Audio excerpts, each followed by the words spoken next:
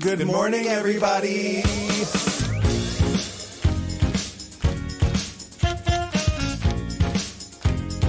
Wake up. Wake up, wake up. In Provincetown. This week featuring Wake Up, Wake Up. Can I have some coffee? Wake up, wake up. Make it strong, please. Hey. Ho. Hey. Wake up, wake up. Ho. No, really, can I have some coffee? Wake up, wake up.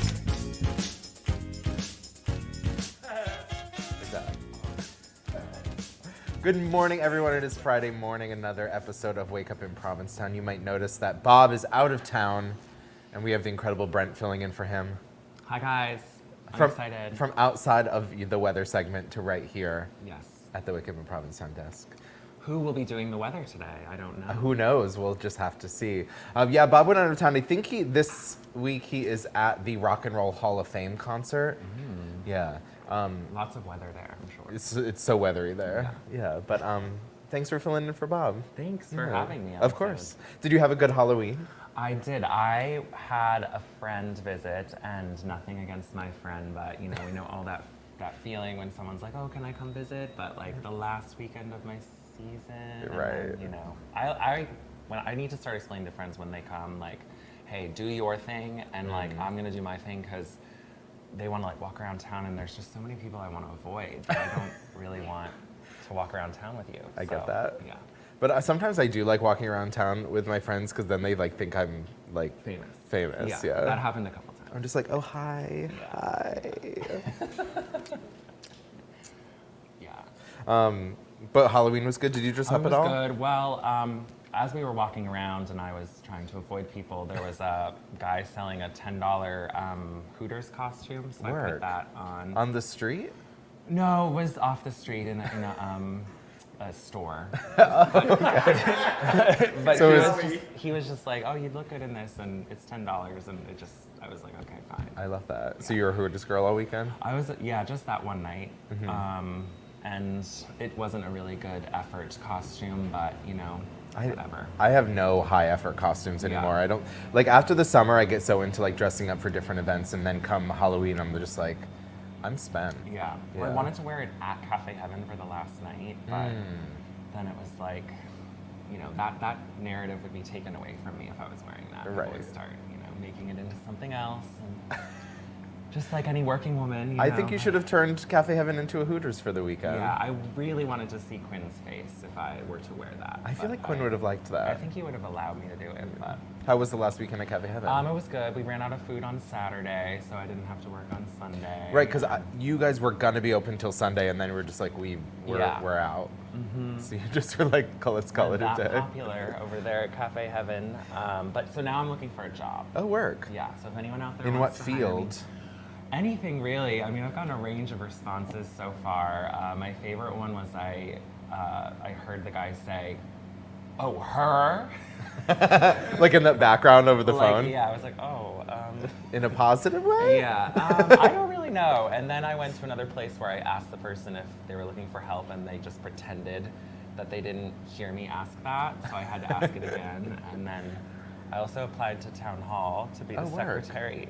But that same week, I ended up having an outburst on the phone in the tax office. So I don't think they're gonna hire me either. I think I've burned all my bridges at Town Hall of ever being employed by them. We'll see what happens.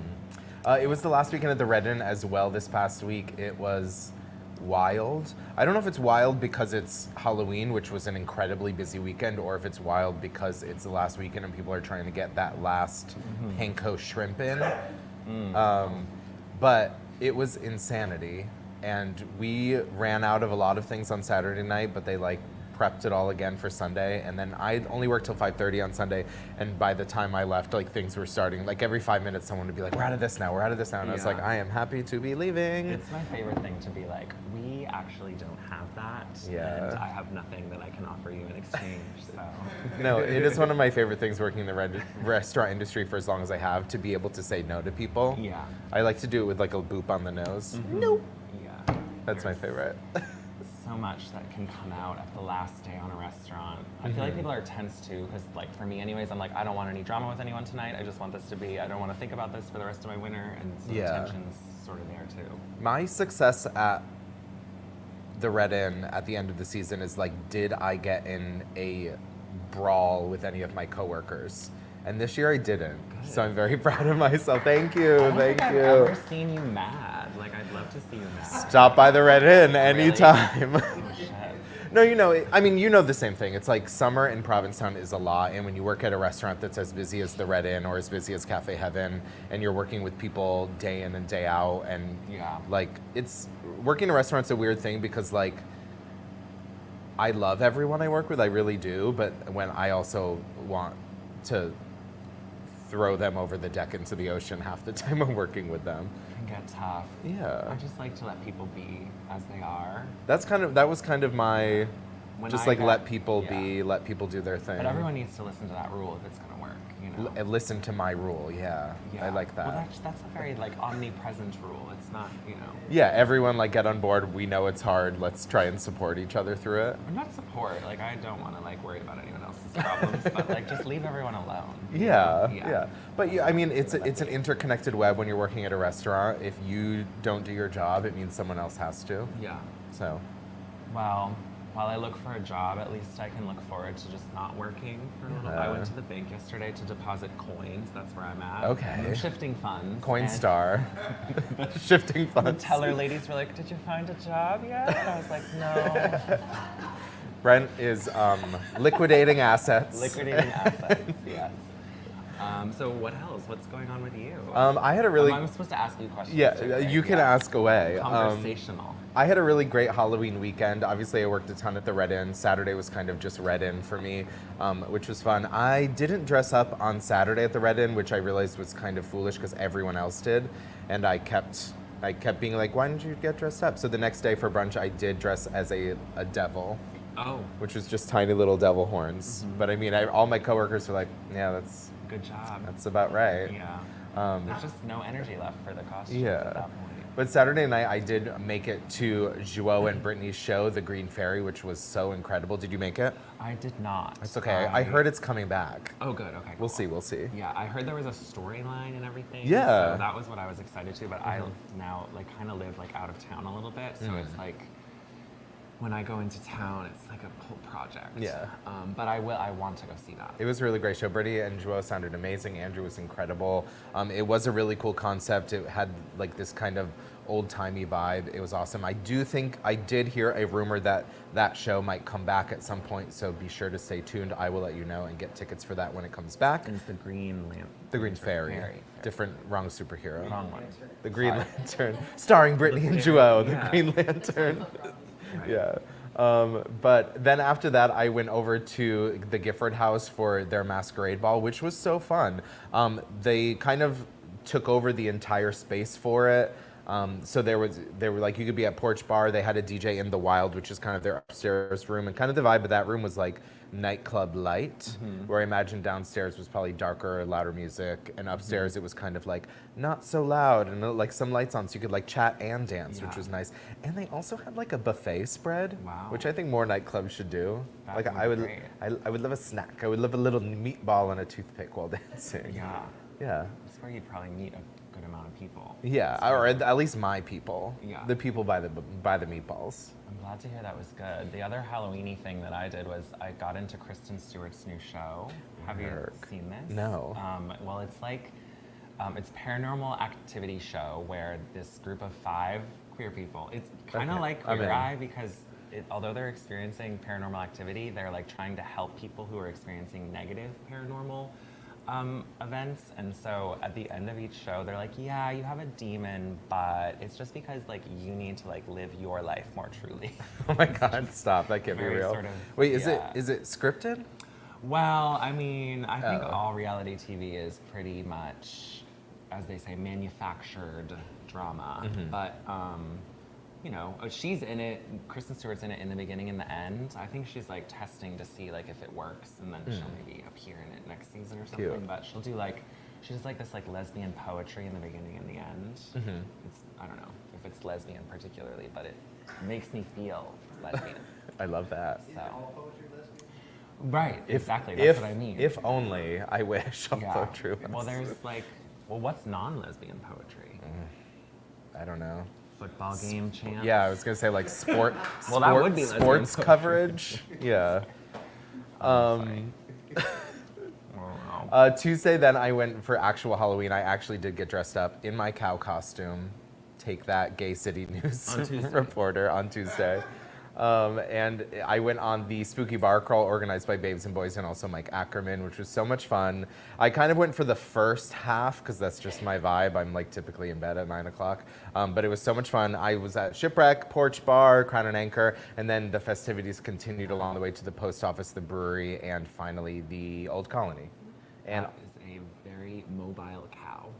I only did 3 stops because that's all I could muster. I had an espresso martini at the first stop, which was delicious. They have this like nitro espresso martini machine at Shipwreck, which was so delicious. But then we went across the street to Porch Bar, and they're like, oh, we're gonna play a game. And I got a little too competitive. Sam was my partner, and it was like a quick mummy game where they had toilet paper and they had to like wrap you really fast. And I was like, I know if Sam runs around me and I'm spinning counterclockwise, we'll do it faster. But I had just had an espresso martini, and that kind of turned every function of my body against me, which kind of probably put a quicker end to my night than it should have. They would have canceled you if you did that during pandemic, wasting that toilet paper. Oh yeah, it's a high quality good. Yeah. But that was so much fun. I was accused of stealing toilet paper from the library, which I don't do. Thank you. How did you get accused of stealing toilet paper not from by the library, but by a group of friends, some of which may be here today. Oh. But anyway, sorry. Was it me? Was it me? No, it wasn't you. I don't think. Sorry, I cut you off. Oh no, you're good. How was your summer? I know you've been doing our weather for our summer, but how was everything else? Stopping doing the weather in the middle of the summer. Well, we haven't that's talked okay. about that, but we could do it on camera. No, if let's you want. not. Okay. But summer gets tough. I get it. Yeah, summer was tough. Like I've been here now. This is my 4th season maybe. Mm-hmm. So I'm starting to learn that like not every summer is going to be a good summer, and there were just a lot of changes going on in my life. But also like, you have a problem with someone at work, that bleeds into your life because it's such a small town, or like, people don't care about Anne Hutchinson anymore, and that bleeds into your life because that is your life, and then it just spirals. But I'm really excited for the winter. Yeah. Because I'm trying to write a book. So no way. Yeah. Anne Hutchinson book or a Brent book? I have that book going as well, but that's been in the back for a while. But yes, it's a book. Like a historical fiction book. Oh, work. Yeah. That's really exciting. Yeah. I mean, that's what's great about the Provincetown winters. Like, you have time to do whatever you want. I choose to spiral for 6 months. Yeah, that's what I did last year. Oh, okay, good. You'd not recommend it? It might make for a good book, though. That's true. That's true. Just unravel. Yeah. Yeah. I'm supposed to look at the camera. Sorry. No, that's okay. You're doing great.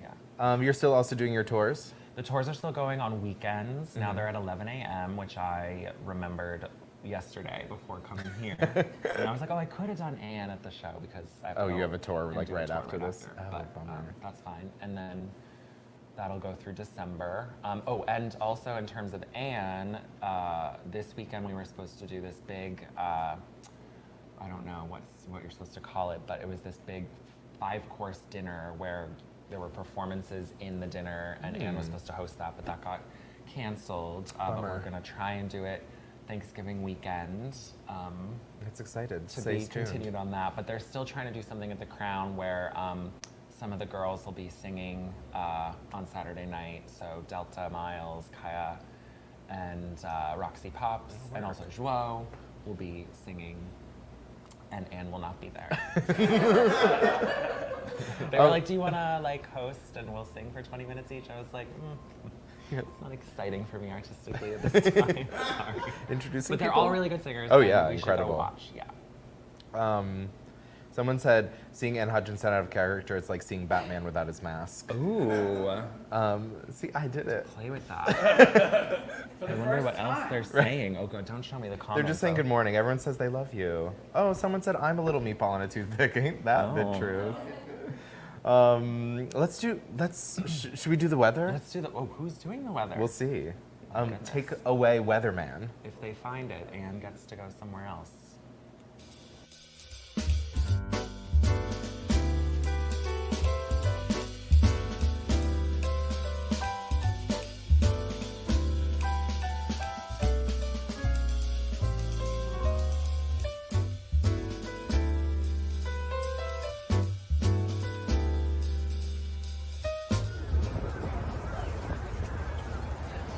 We're at the train station in New Haven, Connecticut. It's 47 and sunny. Look. Should be in New York.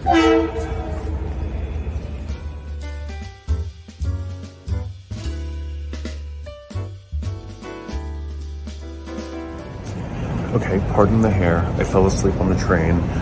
It's gonna be 57 and sunny tomorrow in New York. I finally made it. I'm in my friend Karen's backyard. This bird's flying overhead. But I'm really upset because somebody told somebody in Massachusetts that I already had my last day of work for the year, and I got this in the mail. Jury duty.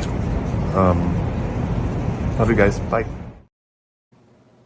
Oh, bummer. Bob got a juror or something. Thank you, Bob, for doing the weather filling in for our lovely Anne Hutchinson. Thank you, Bob. I've never gotten jury duty. Have you ever gotten jury duty? I did jury duty once. I went and sat in a room for 2 hours, and then they were like, "We don't need you anymore," and I was like, "Great," and then I left. Oh, sorry. So then I got a jury summons a few years ago, and I woke up and there were 4 inches of snow on the ground, and I was supposed to drive to Barnstable Courthouse, which is an hour and 20 minutes from Provincetown, and then I looked on and every single other courthouse in the state except for Barnstable Courthouse had canceled jury duty, and I was like, I'm not going to that, which is probably a bad thing. So I didn't go. I'm like, I can't drive an hour and a half in 4 inches of snow to the only courthouse that is still open in the state in this day. And then they were like, how dare you?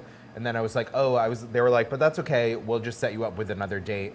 And that other date was like March 30th, 2020. Oh, which, perfect. Yeah, exactly. Jury duty. Yeah, exactly. I've always heard stories of people going to jury duty, but they always are like, well, I was sent home though. Yeah, I feel like they call way too many people. I also got summons for this summer, and it was on a day where I had a show for the Fantastic, so I postponed it to September. And then I was like, that's weird, they never sent me a date again. And then I was like, I should check that. And then I literally... Don't touch it, don't just... I went on my email, and I opened my email, and I had gotten an email and been like, your jury duty tomorrow morning is canceled. I was like, well, glad it was canceled, because I did not know that was happening. Needs to do an investigation on the spirits protecting you. I've been protecting me from jury duty. I Thank would you. love to try jury duty because I would love to have like access to the accused and be like, guys, I got this. They're not going to do it again. I spoke to them. We can all go home. I think that would be nice. That's why everyone gets sent home from jury duty. People like you. Yeah.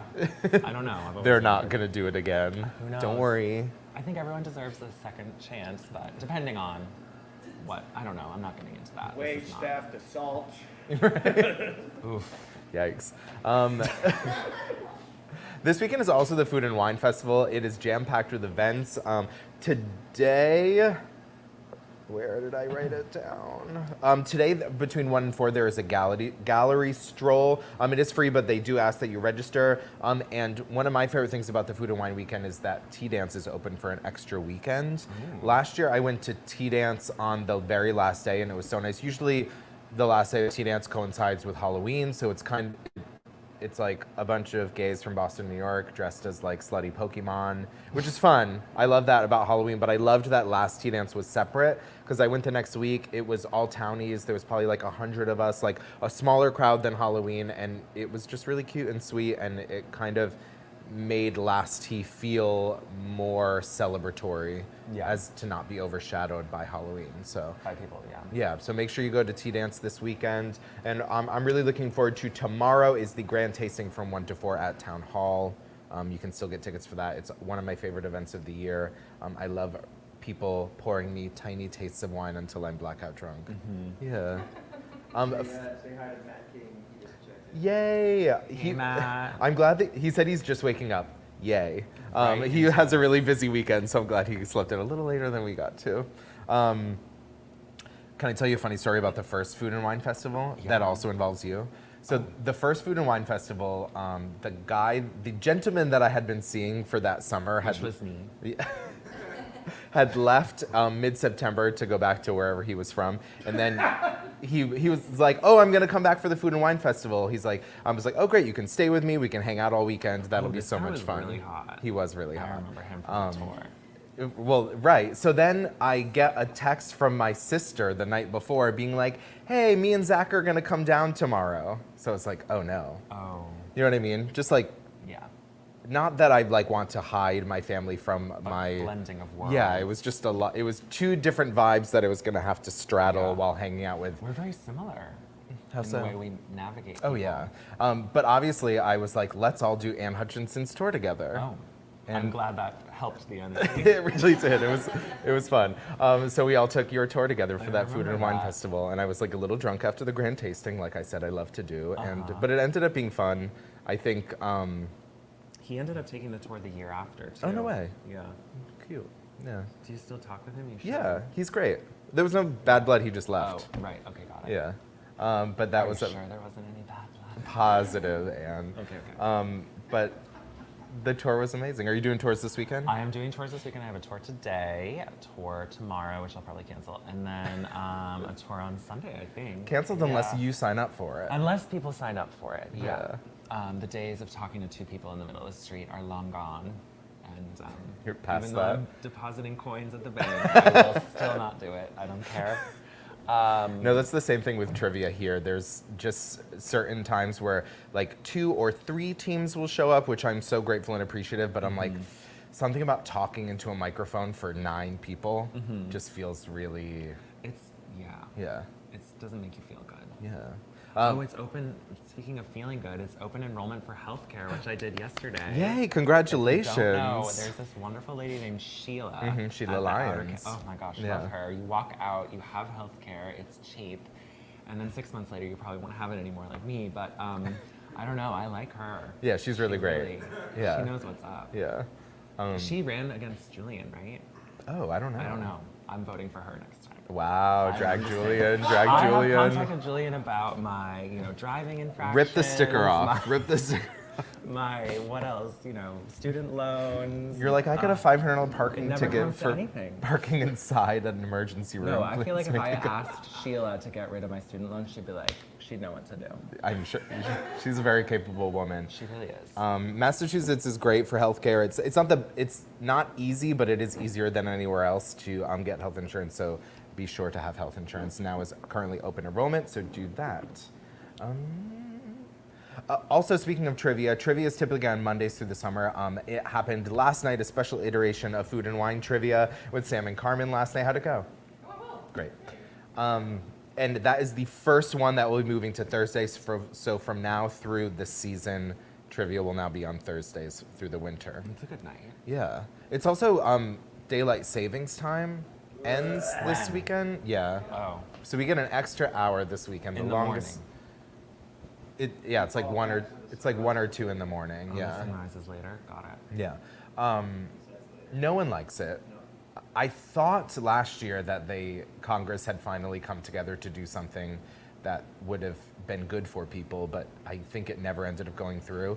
I think they voted on it in the House and then it didn't pass the Senate or something ridiculous like that. But call Julian and tell him to get rid of daylight savings time. Don't add things to the list. Or should He's we got just things on my list? Should we just put Sheila on it? Sheila is gonna do it. And I don't think Congress is gonna agree on the sun rising if they can't agree on who they're gonna have speak for them.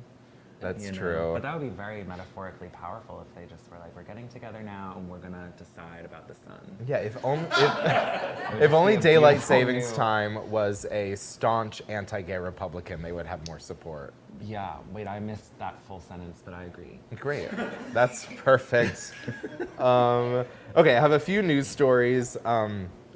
So upcoming this Monday at 6 o'clock is a special select board meeting. It is their special yearly traffic meeting. And I know this past summer, a lot of people were talking about how we all share our spaces as we are commuting to work.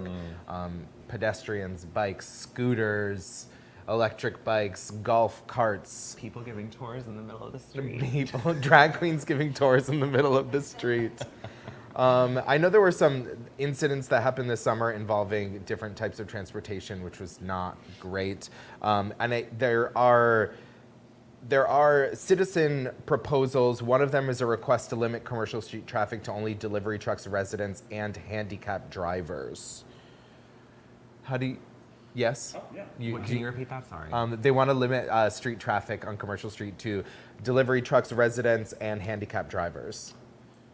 How will people get to their Airbnbs? Right. I guess they're a resident for the week. I like. And they can vote. Yeah. Oh, wow. Oh, we're getting into some things. See, I like the idea of that as a courtesy, but I think once you start telling people what to do, that's when I start to get like, all right. Is guys, Anna like, libertarian? I in college, I did have that on my door, and it was vandalized. But that was when libertarian meant something a little different, I feel like. But I'm not a libertarian. I just feel like, sometimes rules, I have trouble with rules. And so, I do feel like commercial street can be dangerous, and I do feel like there needs to be a little bit of a magnifying glass put on it, and rules, regulations.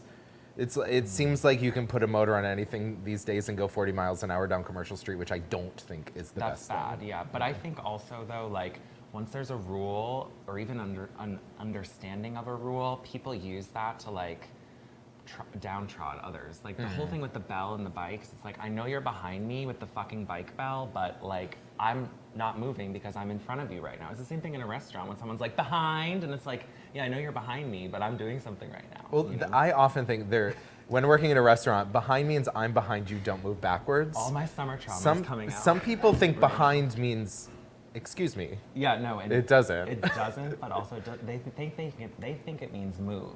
Yeah. Well, also, I feel like the bell issue, I do ring my bell on Commercial Street, and it's mostly just to be like, I am here. I would love for you to be aware that I'm here so that something bad doesn't happen. But for me, it's like, I know you're there. Please stop annoying me. I feel like pedestrians, when they hear a bike bell, they find it insulting or it's directed at them. It's just like, hi, I'm here, ba-ding, ba-ding. Not move, get out of my way. There should be a forum on this where people can understand each other. It's all about communication in the end, I think. My bike doesn't have a bike bell, but it has a very squeaky left pedal, which I don't fix on purpose so people can hear me coming and I don't have to. It's like the Saw tricycle, except it's Anne Hutchinson. I mean, it's the epitome of live and let live. If you just let people be, things fall into place. Anne is a libertarian. I don't know. I just. But we're gonna talk about something else political. Yeah. So we've been talking last week about the alleged voter fraud by the Truro Part-Time Taxpayers Association in Truro. There is maybe a final update. So last night a meeting was held, but it was basically just to continue the meeting for 14 more days. And the Truro Town meeting will be happening on November 16th. This is in light of 60 challenges to specific voter registrations. 9 of them, it's now up to 9 that have been removed for the voter rolls, because you can either go through, there's summonses for hearings coming out this week, so you can either have your hearing or withdraw. So 9 of the voter registrations that were challenged have been withdrawn, and summonses will be going out this week. And So what's the actual law there? Do we know? Which actual law? The law of, like, you can't vote here because. Well, that's also, I've never been able to really wrap my head around, like, what qualifies someone as a resident. But if I own 2 homes, I would probably know, right? Yeah. As a person who owns 0 homes, wherever I wake up in the morning, I guess, is where I'm a resident of. And as someone who's woken up in Provincetown for the last 5 years, I can safely say that I'm a resident here. Yeah. Yeah. I don't know what the actual law is. I think that you should only vote in one place. But I also think that, like, you know, if you choose Truro and you don't... Yeah, totally. Like, if you choose Truro, then it's Truro, but then you can't go vote in Cambridge as well. Yeah. Well, every single one of these challenges that came up to specific voter registrations had at least 3 examples of how they could be breaking the law, which means they were like, this person is registered to vote here in Truro, but they're also getting a resident tax exemption in Boston. Which, if you're getting a resident tax exemption in Boston, you are probably a resident of Boston and not Truro. Right, but they could change that if they wanted to. Totally. And that might be the process of changing it. I'm not like for like blocking the housing. I think again, like once you start making rules about what people can and can't do, it can negatively affect people that aren't trying to hurt other people. You know what I mean? But also, like, in the email that were sent out by the TPRTA, it said like, oh, you can register to vote here in Truro and then just change it right back. Oh, that's bad. Yeah, that's bad. Yeah. Anyways, I'm happy to see this conversation brought to light, because I do think, and even at town meeting last week, did you happen to go? I did go to the Provincetown town meeting. It seemed like there was support in the crowd to elevate a voice or give some sort of voice to people who aren't registered to vote here but are part-time resident taxpayers. It seemed like there was some support in the audience for that, so I'm glad these conversations are starting, and I would like it. It seems like it's a gray area that a lot of people don't understand, so I'm happy that it's coming to light and we're taking a look at it. So that's great. Great. People are gonna hate my political views. No, they hate my political views. So, oh yeah. One more news story. George Santos dodged expulsion this past week from Congress. So in the U.S. House of Reps, there was a small contingency of Republican lawmakers who decided to call a vote to expel George Santos in light of his recent 23 indictments. 23 indictments are federal counts, including wire fraud, unlawful monetary transactions, stealing public funds, and lying on financial disclosures. He has pleaded not guilty to all charges, and in his statement, or in his plea to not be expelled, he said, I would ask for due process. Like he said, I think that is fair. Like, he hasn't, innocent until proven guilty. It's one of the tenets of our judicial system, and he shouldn't be expelled for being a liar? Accused of something. But his trial is slated to start on September 9th of last year. 31 Democrats voted against expelling him, which I thought was interesting. I would love to have insight into why they... I was listening to it, and I think what the part of it was they want him to go through a formal trial, so that there is that standard of, like, you can't just banish someone for, being called a liar. There's actual evidence by a court that he is a liar, and then they would vote against it. Right. That seems fair. But, if they're just going to start banishing people for being liars, I think the whole Congress is going to get switched. Right. We might have no politicians left. Julian. I'm just kidding. I wonder how... We'll end with one little happy news story. This past week was Wicked's 20th anniversary, and they opened October 30th of 2003. I wonder if because it's about witches, they decided to have it be like a Halloween thing, but who knows? And so for their October 30th show, they had Kristen Chenoweth and Idina Menzel show up to support, which I can only imagine how cool that must have been to be in the audience for that. And they had a bunch of different Elphabas and Glindas come back to celebrate. It was really cute. My favorite thing that came out of the 20th anniversary was one of my favorite musicians. Her name is Renee Rapp. She's also starring in the upcoming Mean Girls musical movie. She did a performance of For Good, and it was awesome in one of her tours. So yeah, really cool. I don't know those people. Wicked fan? Is that the one about, like... Clearly not. Yeah. I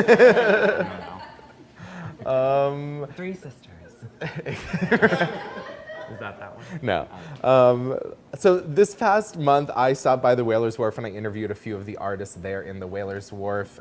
Check this out.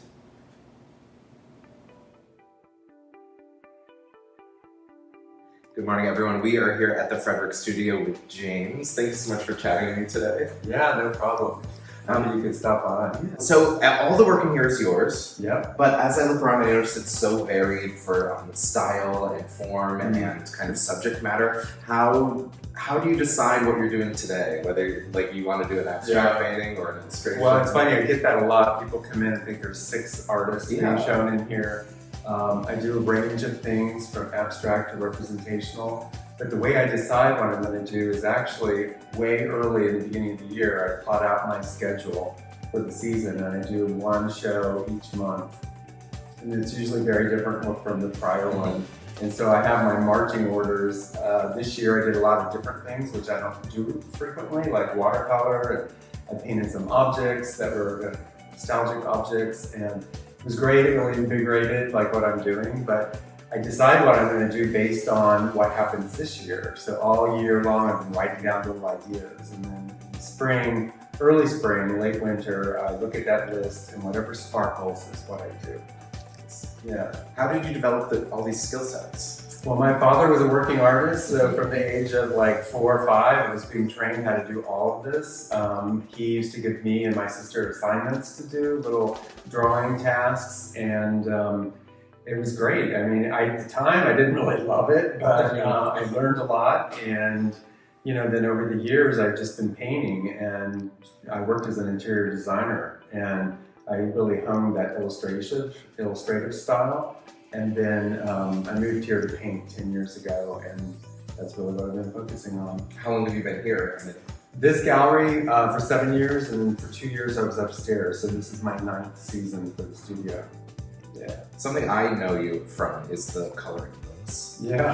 How was the impetus of that? How did that Well, come to you? it's all a P-Town story because I took a workshop at the Fine Arts Work Center, and I drew this little comic book called There I Am, A Pilgrimage Back to Me, which was written with, I worked on it with Alison Bechtel in an amazing workshop. And if I wasn't drawing comics, I would never have decided to do the coloring books. But since I was doing all of these ink drawings to create the comics, someone told me that they were going to buy a coloring book for their mother, and I was like, oh wow, coloring book. And back in 2016, it was kind of a craze. And so I thought, I'm going to draw a coloring book about Provincetown. So cool. And I didn't tell anyone because I was like, there's so many artists here and no one's done one. And so I just kept it very secret. And then that spring in 2016, Color Me P-Town was launched. So yeah, it was great. And then I did Color Me Cape Cod, and I did a holiday coloring book about P-Town, and I did a poster that you can color. But now it's kind of been whipped down and beaten back into its like proper size, and I'm really focusing more on my original work. That's great, but that's such a cool aspect of your work. I think that's really, really amazing. Yeah. Thank you so much for chatting with me today. Yeah. Your work is Stop gorgeous. by. Congratulations on 10 years at the Whalers Ward. Yeah, thank you. Good morning, everyone. We are at the Elesh Gallery right in the Whalers Wharf with Eric himself, the artist and gallerist here. Thanks for chatting with me today. Eric himself? How did we get her? Thank you so much for chatting with me today. Your gallery looks amazing right now. It's mostly your art right now.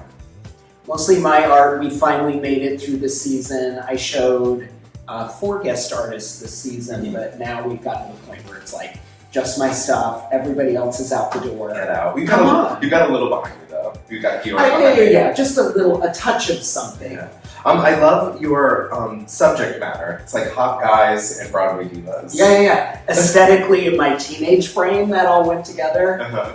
Musical theater nerd who just loved naked men, and I've found a way to marry it as a career. I love that. I also love your use of different mediums. I see you have kind of more like graphic prints, then you have watercolors, and I notice you also are painting with wine? Coffee? Yeah. How did that come to be? I don't know. I mean, I knew somebody who painted with vodka, and they would like use it to disperse inks. So interesting. Yeah, non-traditional. I've been taking a lot of different classes during the off season. I have time to like think about art and like contemplate life and death. And so I do like learning different skills, working with different materials. So yeah, it's fun. That one definitely paid off. Do you ever like try something that just doesn't work at all? Well, you're like, no, I'm amazing. Yeah, I mean the digital stuff is really difficult. Yeah. I don't have a background in like design work, and so learning Adobe Illustrator is like learning a new language. It's really, really difficult. But it's been great. So you've been here at the Whalers Wharf for about 2 seasons now? Yeah, How's Provincetown art scene been treating you? it's so good. I talked to you on the show when I opened up, like barely opened, a year and a half ago, and it's been good. Like at that time I was doing the carnival poster, and we were talking about that. Now I'm on the board of the Provincetown Business Guild. I'm like, how do I get my, tentacles and everything about town? I love it here. Yeah, that's the way to do it if you're going to be here, get involved, right? Yeah. Awesome. Well, thank you so much for chatting with me today. Yeah. Here's to another great season next year. We'll see you soon. Cheers. Awesome. Cheers. Good morning. We are at Studio Lacombe with Gaston himself, the owner and artist behind the gallery. Thanks so much for chatting with me today. Nice to see you. Good to see you as well. You're definitely one of the galleries I stop into most often, mostly to see your art, but also to see you, of course. Well, I'm honored. Thank you. One thing I wanted to talk about is over the years, the subject matter has changed in your art or evolved, but stylistically it's so you and has kind of stayed very on brand for you. What's the impetus of the gradual little change? I think it's more a question of finally having the time and the space to be able to grow and work and evolve as an artist. Before I moved to Provincetown, it's something I did, in the evenings, on the weekend, when I had time through other jobs. And the evolution was slower. But now that I've been here for 6 years, 6 years of doing this full time and having all the time and space I need, I think the evolution has been faster. And it's also a question of always keeping things fresh on the wall, always having new exhibits that I can put on the walls. And that propels me to do new things and try new things and create new art. So I think that's where it comes from. Yeah. You've expanded a little beyond being an artist with your own gallery and kind of become sort of a gallerist, inviting other artists in. How's that experience been for you? It's a lot of fun. And yes, my main goal is to show my work. However, I know how extremely hard it is for new artists to get their work in galleries. For any artist to have a show, and especially a solo show in a gallery, it's extremely hard. So the reason I do this very often is because I want to give that opportunity to especially queer and especially emerging artists. Artists who have not had their first show in a gallery before, first solo show. So that's usually what I aim for. It doesn't mean these are the only artists I aim for. Some artists have shown are very established, but the great majority are young, queer, emerging artists. Nothing against straight people, but straight artists can show anywhere. They can show anywhere all over the planet. Queer people have to face discrimination, censorship, fear of their work, and fear is it's sellable. But that's something that we don't necessarily have to think too much about in Provincetown. We have a great queer clientele looking for queer art, which is not always about sex. It can be much more subtle, but it's something that's created from a queer perspective. So that's why I aim specifically for queer artists in my case. And I have usually 2 a year that I show. Yeah, there's something to be said about being in Provincetown, being queer. It's like, in the rest of the world, they're immediately going to be confronted with the idea that it's queer art. We're here, we're so immersed in it, and it's part of our culture and who we are, that you're able to see past that and see into the art and into the the energy of the art. Yeah, I think that's very important. We have a place we can do this. We have a clientele. We have visibility. So let's give these artists the diving board. Let's give them, the springboard to go further.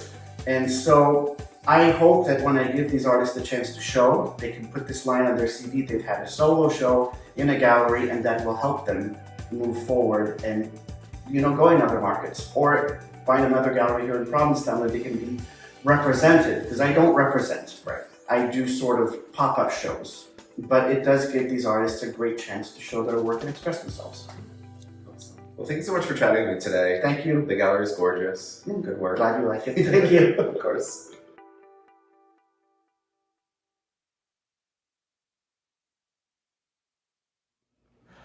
Swing by the Whalers Wharf. You can get up all of those studios all at once, and they're all amazing. My favorite thing about the Whalers Wharf, the artistic, the alliteration of Whalers Wharf, it really just Oh yeah, totally. opens the mind. Please welcome to Wake Up Eden Allegretti and also Peter Toto. Hey, y'all. Thanks for coming in this morning. Thanks for having us on. Yeah. Peter comes often. This is my 4th time here, first time on camera. Just Huge want for you. us all to know that. When If I- I keep coming, then somehow I'll take Harrison's job, hopefully. Wait, Yeah, why right. were you here before if you weren't on camera? I always just have to bring people here. oh, Yeah. like the actors So- and stuff? Yeah. Oh. Peter and Eden both work at the Provincetown Theater, and Peter is tasked with delivering our guests to us, like Tom Hewitt, who we had on a couple weeks ago. You guys are both working there? They have that much of a budget? You're looking at like That's it. half the staff. Yeah. So. So what do y'all do at the Provincetown Theater? So I'm the artistic and production associate. So I basically the other half of our staff is like our artistic director and our managing director. And so theoretically it works that like I work directly under David, our artistic director. Yeah, and I'm the marketing and communications associate, so I technically am working with Gary, our managing director, but also working on some children's programming here and there, our reading series. It's like everybody does a little bit of everything, you know. How it Yeah, works. family style. Right. I got to work with both of them a lot this past summer when I was in the Fantastics over at the Provincetown Theater. Peter was my co-star. I Love. was, yes. I miss singing and dancing know. with you all the Do it now, do it time. now. Okay, Let's okay. do it. No, Yes. so hit the track. It was a track? No. No, it was I'm live. just saying. For Come real. on. Oh, you didn't see? I went. You did Oh, go, yeah. I did go. You were sitting on that side that couldn't see the pit though, so you could have thought it was tracks. I didn't see much pit. That's Oh. fair. And- Yeah, that's good to hear. Eden also worked with us with the Fantastics. One of my favorite shows that we did the whole summer, we did a special matinee performance. Tell us a little about the matinee performance that you organized. Yeah, so we did a partnership program with Family Week, actually. So we had a sensory-friendly matinee performance, which kind of just means that the rules of the theater are gone. So kids can move around, they can go to the bathroom. We had like a break space for people, so if they needed to go out in color, if things were getting too much, there's like a sword fighting scene amidst the end, so that can be a little chaotic. But it's just a space where kids can come into the theater and feel like they're actually welcomed into a space that's safe for them. And y'all did great because they were into it. They Yeah, it were was really, fun. Yeah. They were a great audience. I know there was it's important to, especially, it was nice to do a special performance like that, which kind of lessened the rules and made people more comfortable coming in to see the show that might necessarily not be comfortable. Yeah. It's also sensory-friendly performances are also meant for people that are like on the autism spectrum or people that like may not have the capabilities of sitting in a theater for like an hour and a half or 2 hours. And so yeah, I'm really glad that we did that. And Yeah. Eden rocks. Ah, you rock.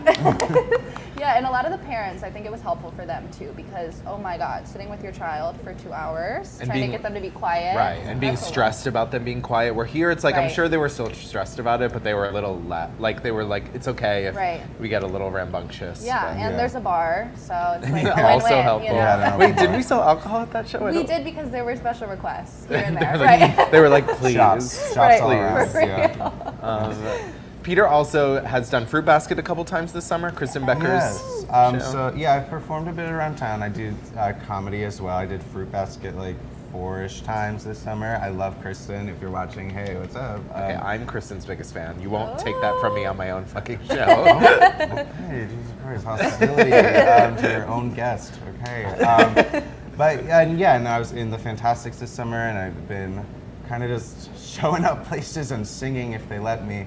And it's been They'll a lot let of ya. fun. Yeah, y'all were both in Farmyard Follies together. We Oh were. yeah! Oh my God! How Yeah. could I forget? We stood next to each other for the sort of climax of the yeah. That Yeah. was huge. We Like kind the- of had a what's held happening hands kind of almost, thing. yeah. And you It's know, thrilling. I think you got like a little. There was a tone from you once when I was messing up my lines, but I needed it. Yeah, Those theater well, queens. someone I else say needed it to straight. keep it. Right. Yeah. Thank you. Speaking of special things the theater is doing for children, y'all have a special event happening tomorrow? Yeah, so we're actually partnering with the library. We have a program called Story to Stage Workshop, which is tomorrow at 2 p.m. at the library. And it's open for kids like preschool to around 1st, 2nd grade. We're going to be looking at the book Stella Luna. Okay. Yes, yeah. Stella. So we're going to be doing some drama games around that. It's just going to be a fun time. That's tons of fun. Yeah. Cute. Awesome. Well, we're going to be back in just a minute to talk about the B-Plot, which is their special reading series that's happening through December. But first, we're going to hang out with the Babes and Boys, and they're going to tell us everything we've got going on in town this weekend. Yeah. Good morning, everyone. Happy free parking season, y'all. Dude, this week has been wild. There's been 70-degree temperatures on Halloween, followed by a mini hailstorm yesterday, November 1st. What is happening? Whew, but as things calm down, we want to make sure to mention a few fun things that are happening this weekend. Such as the Food and Wine Festival. This is the 3rd year that it's happening, with a focus on local food and global wine. So there's a whole bunch of events that kicked off actually yesterday, run through Sunday, including several themed wine pairing dinners, trivia nights, a grand tasting at Town Hall, oyster pop-ups, gallery events, and more. And there's a lot of things that have been added since the program was printed. So be sure to go online and double check their day at a glance with more up-to-date information. At ptownfoodandwinefestival.com, you can check that out. The first Food and Wine Festival event today on Friday is the gallery Sip and Stroll from 1 to 4 p.m. It'll be taking place all across town in multiple galleries, and you can also see, again, the Provincetown Food and Wine Festival website for more details. During the early afternoon gallery stroll, the Mayflower Trolley excursions will be providing complimentary transportation, and that's between the Berta Walker Gallery on the East End and Whalers Wharf. It's quite vast. Also, speaking of art, the Outer Cape Art Collective, a collective of over 20 local artists, will launch their inaugural collective exhibit at the Commons with an opening reception today from 5 to 7. Awesome. As a quick update, also PAM, our art gallery, or art museum, I should say, is changing their hours to their winter hours, open Thursdays through Sundays from 12 to 5. Tis the season.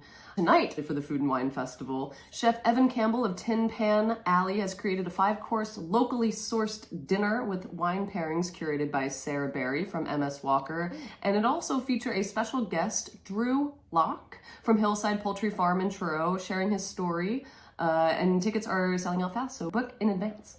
Also on Friday, the Fine Art Works Center kicks off their Winter First Fridays from 5 to 9 p.m. This is something that happens the first Friday of every month through the winter. It's one of our favorite events, so definitely check it out. It includes special art exhibits, presentations, sometimes mini workshops, live music, local food. This Friday, enjoy traditional Mexican cuisine by Rosie's, music by DJ Emerson, multi-instrumentalist D'Angelo, artist talks, readings, and you're also invited to make a print with printmaker Vicky Tamayo, and this is one that I made at one of the last First Fridays. It was super fun. Yeah, you're going to want to check this out. Keeping it on your radar, the first Fridays at FOC. Also tonight, Liz's Cafe will be hosting a 6-course food and wine harvest celebration dinner tonight at 7 p.m., showcasing the best of this season's harvest alongside some exciting wine pairings by Teddy Ladd of Boston Wine Company. Love Teddy. I've gotten a sneak peek at the wines that they're using, so it's going to be a really, really good dinner to check out. Later that night on Friday, you can enjoy Kettle One and Bailey's Treat Cart and make your own hot chocolate sip fireside at Shipwreck Lounge from 5 p.m. alongside live music with Mike Flanagan and Chris Grasso, and live music will be from 8 to 11. And that's just Friday, so get ready for Saturday. Saturday, Eden Allegretti is hosting an in-person Provincetown Theater Story-to-Stage workshop at the Provincetown Library at 2 p.m. And if you can't make it this time, you have another opportunity to do so on December 9th. This is for the kids, but again, it's a really great event, and congratulations, Eden, on doing more at the Provincetown Library. Also on Saturday is the Food and Wine Festival Grand Tasting. That's at Town Hall from 1 to 4 p.m. This is one of the larger events of the weekend, and a portion of the ticket sales for this event will be donated to Skip, the soup kitchen in Provincetown. That event is not for the kids. Also, as a reminder, Cody Plays has moved to 6 p.m. at the Gifford House on Saturdays for the off-season. Then moving on to Sunday, remember the 5th of November, there is the big gay boozy brunch at the Crown and Anchor with a cast of Provincetown's finest entertainment performing at 11 and 1 p.m. They're seating for brunch over at the Crown and Anchor. And as part of the Provincetown Food and Wine Festival, again, this is the 2nd annual pie competition hosted by Kristen Becker and Saltine at the Commons from 1 to 3. The competitors were asked to bring 2 different pies, or 2 pies, I should say, one for the competition and one to be auctioned off. So come through and take home a pie yourself if you'd like, or some of the great pie totes designed by Sophia. I can't wait. I love pie. Also, this is the very last tea of the season on Sunday. It's right after the pie competition. It's from 4 to 7 as per usual. So come on by for the final last dance. And after tea, join fellow townies at the Gifford for a new weekly Sunday potluck starting at 5 o'clock. Then moving on into the week, on Tuesday, Two Queens and a Movie is starting again at the Water's Edge Cinema. It's a series where Liza and friends gather to roast a campy movie, and this week is Troop Beverly Hills Classic. It's going to be at 7 p.m. with cocktails. The movie starts at 7:30. It's a great event. I can't wait. I will see you there. Awesome. And then Wednesday we have bingo returning to the A House. Last week was hosted by none other than Tiki Bronstein, who unfortunately won't be hosting any more of the bingos due to their surgery coming up. But we're sending you all the love, Queen. And then finally on Thursday, special guest poets Yuyutsu Sharma and Linda Olson Graham are reading their poetry at the Provincetown Library at 6 p.m. And that is the week in a nutshell. Looking forward to seeing you out there for the Food and Wine Fest. Chin chin. Thank you, babes and boys. We've got a busy weekend ahead. Come to town, enjoy. Now let's chat about the B-Plot series, which is your brand new reading series. Tell us a little about how this was incepted. Yeah. Can I ask a question? Yeah. So you're reading it. Yes. Are you gonna act it too? I'm not. Ideally, yeah. Are you sitting? Yes. So if Are you those in that don't know which what like room a are you reading in? is, at the Commons, the like big the one. big room. So no like stage design or anything? No, it's all if Sounds y'all like have never something been you should to a all check out. reading, girl. It's basically like everyone is. It's real low stakes. You have the script in front of you. You're reading through. Someone's reading the stage directions. There's no staging. There's no set. There's nothing. No That's really. costumes. I mean, maybe Who a hint at a knows? costume, Right. you know, but Just reading. yeah. Mm-hmm.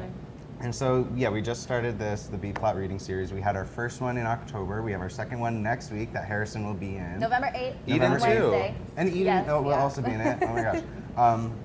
At the Commons, not at the theater, because the Commons is very graciously sponsoring this project of ours. Yeah. It's so nice. Jill and Dave rock.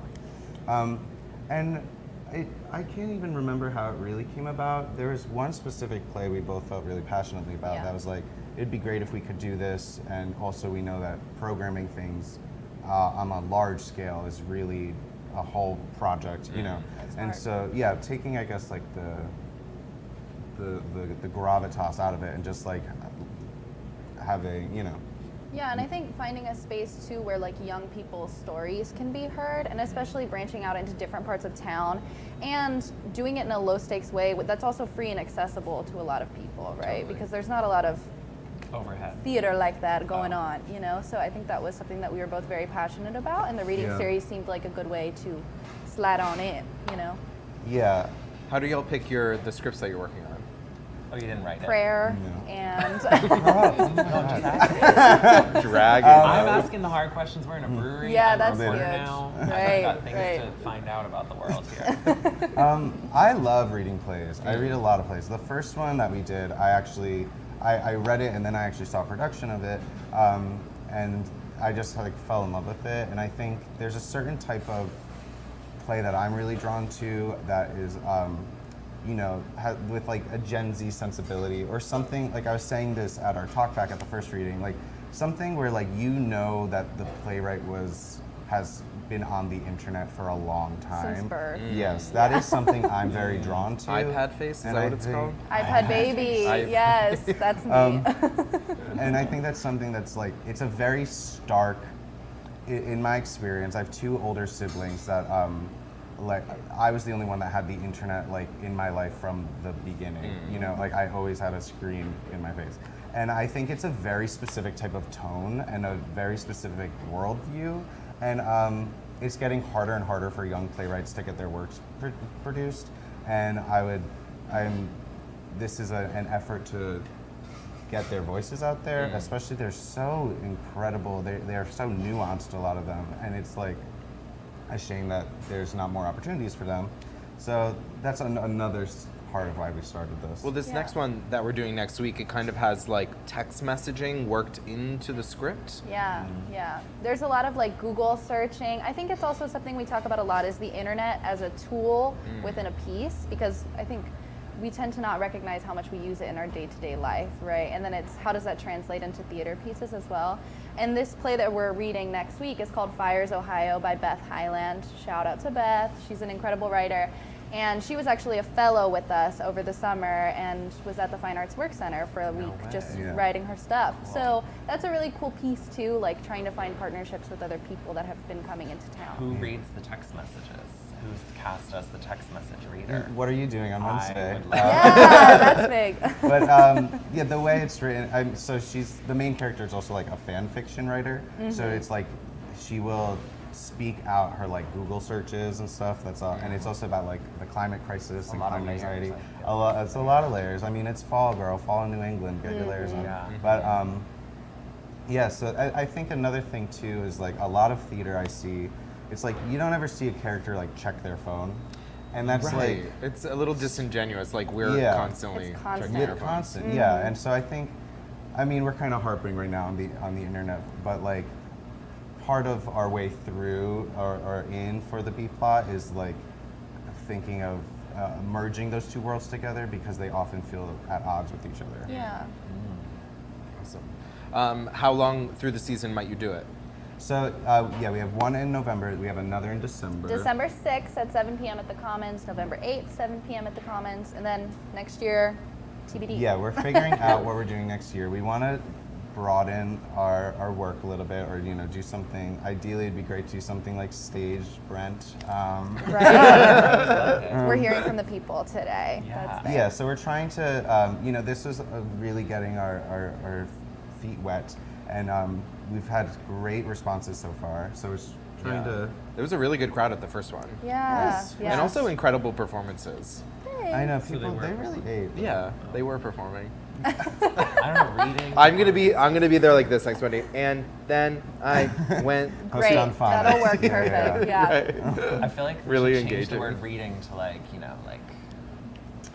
I don't know. Slight portrayal. Yeah. Light portrayal. There we go. The light portrayal series. People that be like, rolls what off is the that? tongue. They show up. Right. So be sure Lightly to stop by the portrayed. Commons next Wednesday, 7 o'clock. I'm in it. Eden's in it. Who else? David Drake. David Drake will be in it, which is cool because you never really get to see him perform, but he has a whole career as an actor. I'm excited. Vanessa Rose. Hillary. And Hillary. And We have a great group of people, so it's definitely worth stopping by. And if not November, we have another one coming up in December. Do they serve snacks? Do we? No. The Commons. It'll be us. So Oh, okay. I want a meatball on a stick. Yeah. Okay, maybe there'll be meatballs on a stick. You have to come to the reading to Figure find it out. out. Right. I almost forgot to mention, Peter's also TikTok famous. Girl, it is true. Not famous. There's people that have like I have a friend with 8 million followers. It's not. How many millions do you have? I just have 1 single million. No, I have like 47,000 or something. Word. I can't remember. Yeah. But he's very funny on TikTok, so check it out. Peter Marie Toto. Yeah, work. Thanks, Harrison. So definitely check out the reading series next Wednesday. I'll be there, and you should be too. I want to give a big thank you to Peter and Eden for coming in this morning, and also a big thank you to Brent for filling in Bob's enormous shoes. And a special thank you to our sponsors. Speaking of sponsors, we are looking for winter sponsors through for the next 6 months of the winter season. So if you're a business in Provincetown or the Outer Cape or anywhere that you feel supported by Wake Up in Provincetown, reach out to us. You can email us at wakeupinptown@gmail.com. That means they give you money. Yes, we love money. This is a not profit. No one who works here profits from it, but there are costs to keep this running, equipment, things like that, and also there's about 6 people who give a lot of their time to creating this. So yeah, but a big thank you to our sponsors that we have right now: the Crown and Anchor, the Provincetown Brewing Company, the Boat Slip, Shipwreck at the Brass Key, and also the Provincetown Business Guild. Thank you for waking up in Provincetown, wherever you are. We'll see you next Friday.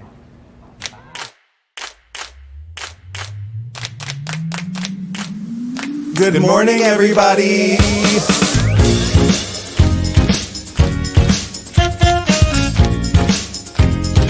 Wake up. Wake up, wake up. In Provincetown.